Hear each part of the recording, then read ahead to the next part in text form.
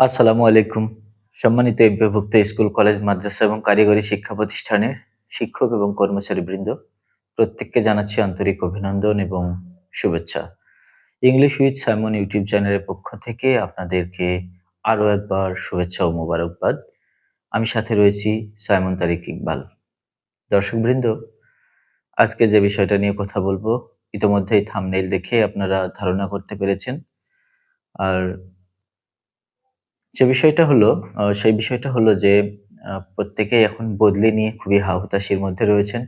বদলি, বদলি, শুধু বদলি নিয়েই বেশি কমেন্ট পাওয়া যায়, যা দেখতে পাই। কবে বদলি হবে, কবে হচ্ছে, কবে কি, এইসব আরকি।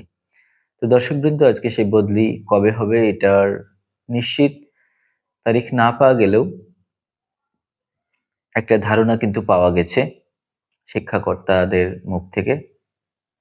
যেমন আপনারা জানেন যে আমাদের গত ১০ তারিখ পর্যন্ত বদলি যে সফটওয়্যার ছিল, সেই বদলির সফটওয়্যারটাতে তথ্য প্রদান করার জন্য প্রত্যেকটি শিক্ষা প্রতিষ্ঠানকে নির্দেশ দেওয়া হয়েছিল। কিন্তু দুর্ভাগ্যজনকভাবে সকল প্রতিষ্ঠান কিন্তু একযোগে এটাতে তথ্য ইনপুট করতে পেরেছিল না।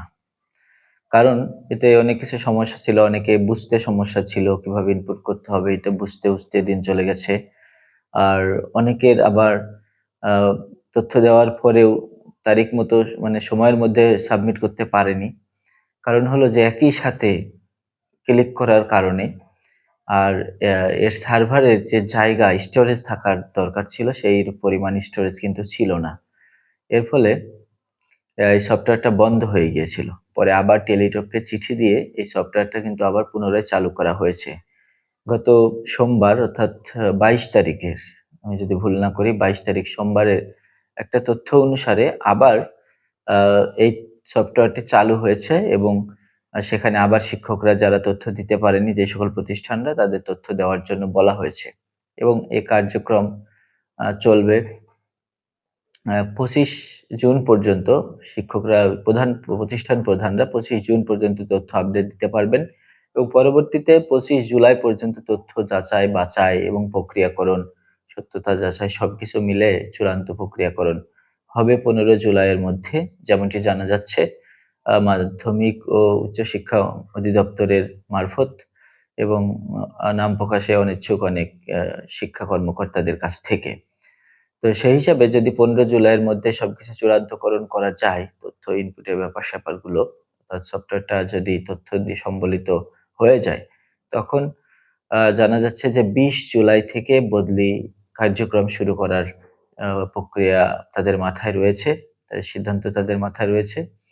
এমনটাই জানা গেছে বেশ কিছু শিক্ষা কর্মকর্তার নাম প্রকাশে অনিচ্ছুক তাদের মারফত এবং আ সরাসরি মাধ্যমিক ও উচ্চশিক্ষা মাধ্যমিক অর্থাৎ মাউশির যিনি মহাপরিচালক আছেন বর্তমানে, তিনি জানিয়েছেন যে আমরা ১৫ জুলাই পর্যন্ত এই কার্যক্রম চালাবো। অর্থাৎ তথ্য যাচাই, বাছাই এবং চূড়ান্তকরণ প্রক্রিয়া পর্যন্ত আমরা চালাবো।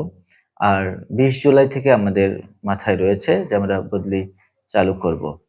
তো এটাই মূলত এখন পর্যন্ত আমার কাছে জানা সংবাদ। আপনাদেরকে জানালাম। হয়তো অনেকে দেখেছেন। আর যারা দেখেননি তারা হয়তো কিছুটা হলেও উপকৃত হয়েছেন। যারা উপকৃত হয়েছেন বা আরো কোনো তথ্য পেতে চান, তারা অবশ্যই কমেন্ট করবেন। আর ভালো লাগলে প্রকাশ করবেন কমেন্টের মাধ্যমে। ভালো লাগলে আপনাদের উৎসাহ পেলে ভিডিও বানাতেও ভালো লাগে। আপনাদেরকে তথ্য জানাতেও ভালো লাগে কষ্ট হলেও। কারণ একটা ভিডিও বানাতে বেশ কষ্ট হয়। রেকর্ডিং করা থেকে শুরু করে, এডিট করা থেকে শুরু করে, একটা যদি খুব নিম্নমানেরও এডিট করি তাও বেশটা সময় যায়। তো সব মিলিয়ে আপনারা আমাদের পাশে থাকবেন। আমরাও আপনাদের পাশে থাকবো। আমরাও শিক্ষক, শিক্ষকদের দাবি-দাওয়া তুলে ধরবো, কথা বলবো। সবাই এই পর্যন্তই। ভালো থাকবেন, সুস্থ থাকবেন, সুন্দর থাকবেন। দোয়া করবেন সবাই। আসসালামু আলাইকুম।